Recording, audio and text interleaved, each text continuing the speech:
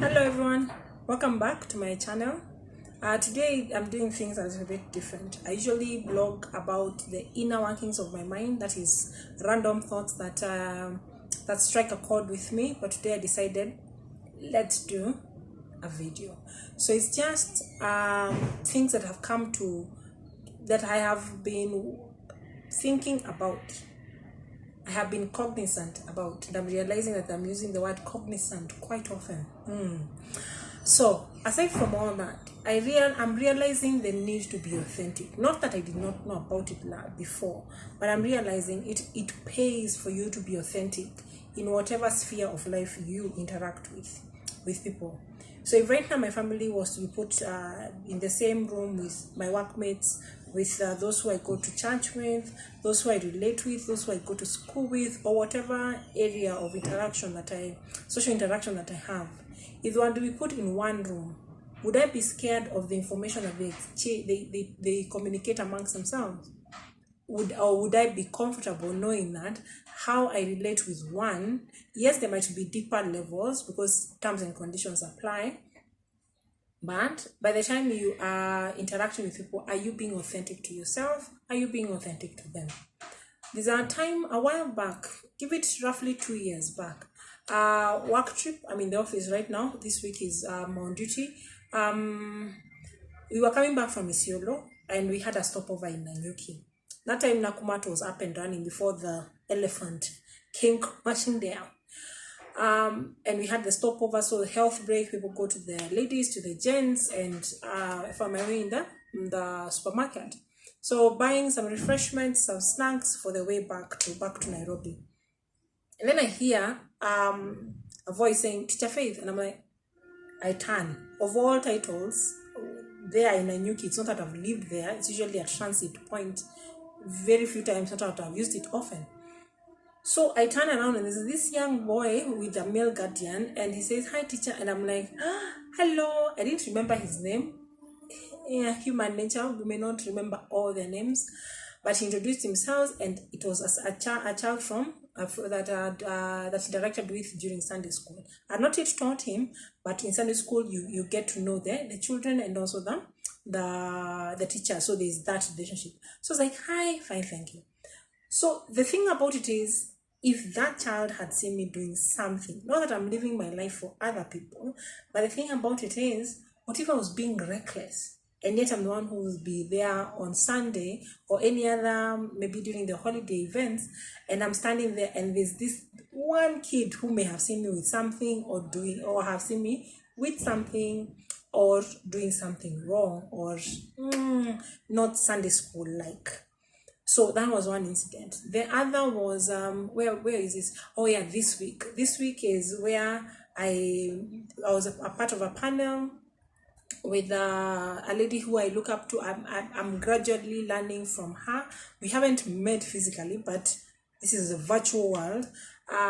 She's Dr. Caro Chakua. I believe I've said that right. She's a parenting coach. She was part of the platform, the panel. I was like, yay, hello. And then another lady by the name of Miriam, who we met when we were both pursuing our masters in child development, and she was like, hello. And whoever had brought me on to the platform together with Miriam the two of them met on the WhatsApp group, through the WhatsApp group that I had formed that goes by the name Parenting Conundrums. Yeah. So that's how they connected. Not that I'm saying that they would not have met anywhere else, but I realized the impact of being authentic and being truthful to who you are. So those are the two incidences. And I was like, if right now my mom and my colleagues at work were to meet, what would they say? Oh yes, the other time was where was this? My mom met some of my fellow Sunday school teachers. It was last year. During an event. Now that we're talking about things in past tense, so they mentioned about how talkative I am, because I am talkative. It's not a bad thing. I just need to. It's who I am. I've embraced it, and the point about it is that she explained to them that since childhood I have had this thing to do with crafts. I have had the knack for dealing with children. Like I had a soft spot. The part that cracked my colleagues up was the fact that when she said that Faith was a quiet kid, alikuwa amenyamaza. So they're like, who you? Anyamaze. So it wasn't a bad thing. It was like the fun part of it, where they cannot believe that I, once upon a time, yes, I, Faith Mutegi, was quiet, but I was. So that's the season behind it. So I have looked through with those two incidences. There are many more, but I don't want to keep the video too long. It's just something that I wanted to have. And also, as of now, I need to get out of the office so that I can beat rush hour. Being truthful even as you go about it. So I am continually being challenged.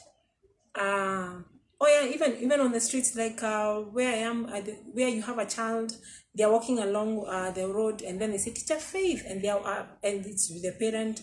Either the parent knows me or they don't. The child introduces, because children are free and they are carefree, which is something I hope they still maintain even with this COVID pandemic. So I am realizing that no matter where I am, without being, it's not that I'm pretending so that nobody can catch me doing wrong, but I'm learning to be authentic. So yes, I may wear the mask, but I am challenged not to wear a mask to mask my personality. So I know I'm talkative.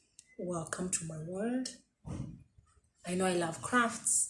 I know whatever it is, but by the time you're relating with me, I'm hoping that even on this platform or even on my blog, which is faithmotegi.wordpress.com, that we still be authentic. And I believe that's another thing that led me to have this channel. Especially, not even the channel itself. What started it was the WhatsApp group, where I had information, I'm passionate about it. So I need to tell people. And by the time I'm telling you, I'm not telling you like, It's, by the way, just consider this and the other.